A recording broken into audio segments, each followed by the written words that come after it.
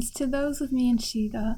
My name is Ashley Davis, and I work as the coordinator of international relations in Ozu City as a representative of Michigan, your sister state of 53 years. I've heard many requests from people to know more about Michigan's history, culture, and even production. So here I am at Chikureinin with a brief story and some drawings I've prepared to share just a little bit of Michigan's history. Hopefully, we'll all be able to learn something new today.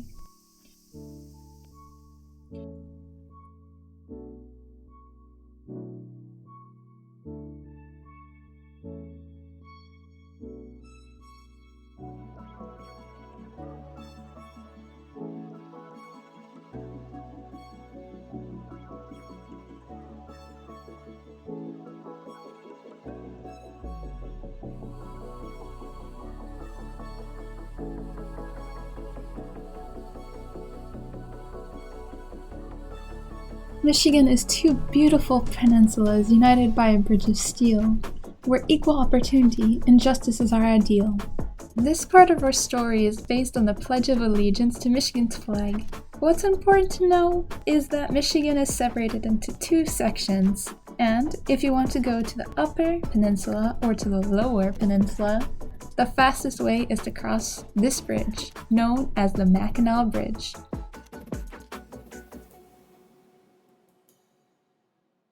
Now, let me relate to you the history of the state and of those who came to the Great Lakes.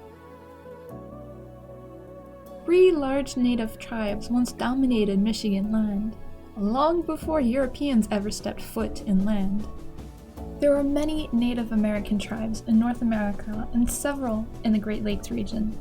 This drawing is based off of a Potawatomi symbol. They were part of an organization known as the Three Fires Council.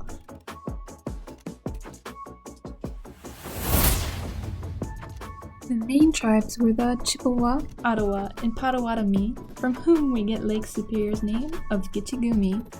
And that nickname actually became more well-known in this state during the 70s thanks to a ballad known as the Shipwreck of the Edmund Fitzgerald, which is about a famous shipwreck in Lake Superior. From 16th century France, then came the explorer Étienne Brulé, whom, like Samuel de Champlain, explored the St. Lawrence Seaway. Now, a big reason as to why Europeans came to North America is because European society has been heavily invested in the spice trade for many centuries, with exotic spices such as saffron and cinnamon serving to grace the palates of high society. However, these spices were not easy to obtain, and journeys around the tip of Africa to Asia took several months, if not years.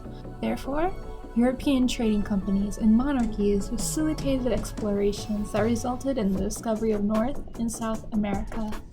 The Great Lakes region was particularly lucrative for the fur trade, as beaver fur was in high demand for hat making.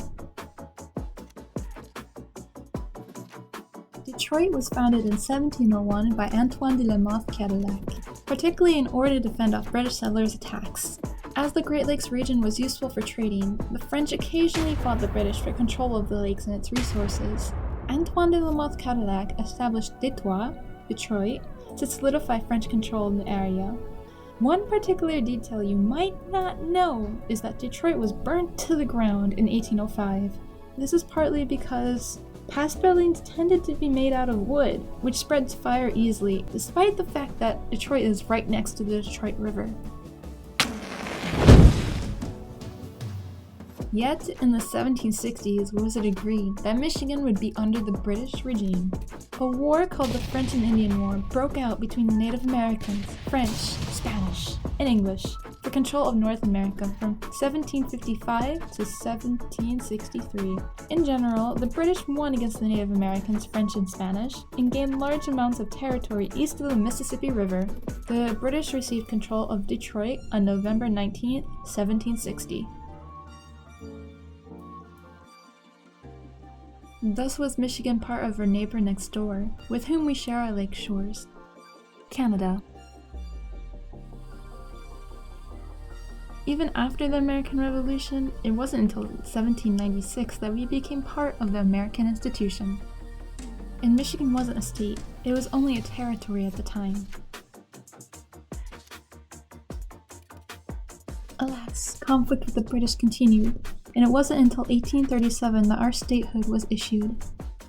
The United States has fought the British even after the American Revolution, such as during the War of 1812. During this time, the British allowed some fights along the Canadian-American border. Michigan's shape also changed due to the Toledo War with Ohio, after which we were given the Northern Peninsula and became the 26th state in 1837. The two animals here, a deer and an elk, are featured on our state flag.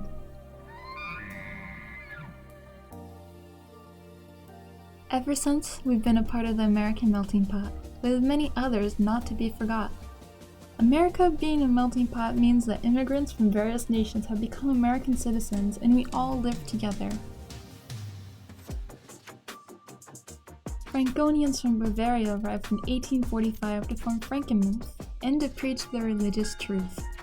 A German missionary named Friedrich Winiken wrote an appeal in 1840 to Lutherans in Germany to help other Germans in Michigan, Indiana, and Ohio.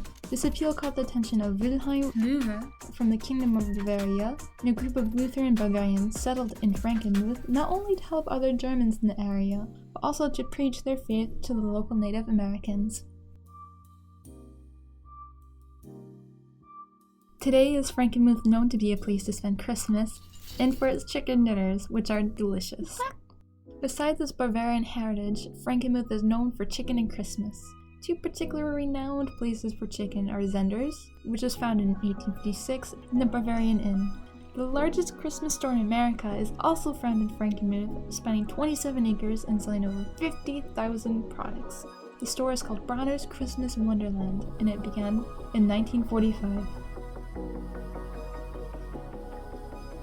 The Swedes, Norwegians, and Finns followed about 20 years later, and stayed if a Ypres accent is any indicator.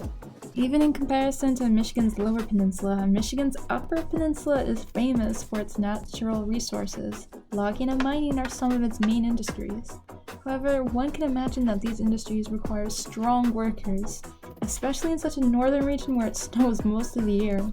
It is said that northern Michigan resembles northern Europe, and so many Nordic Europeans immigrated here. For they don't say sauna, which is a warm place where you can thaw.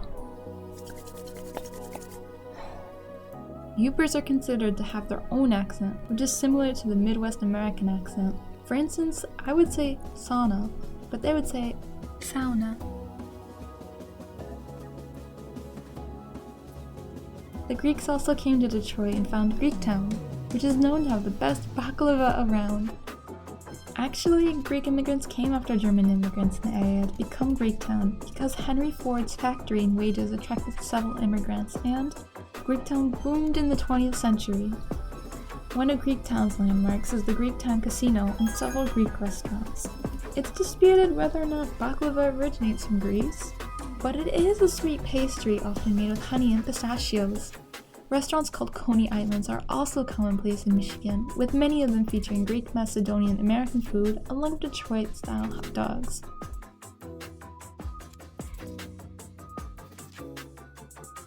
Our Polish immigrants also gave us the paczki, which, as sweet as it can be, is said to hold 1,000 calories. Again, Henry Ford's industry attracted many immigrants, including Polish immigrants, with the town of Hamtramck being noted for their presence. A paczki is a Polish donut with lemon, cherry, or other filling that is eaten around February before Mardi Gras.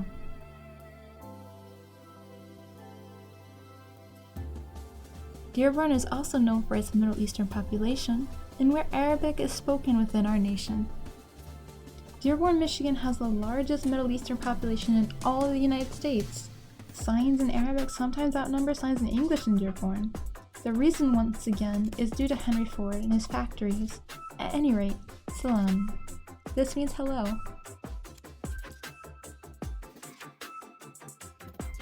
The city of Novi hosts many Japanese families as well, due to the number of car companies here that has swelled. The town has even been referred to as Little Tokyo.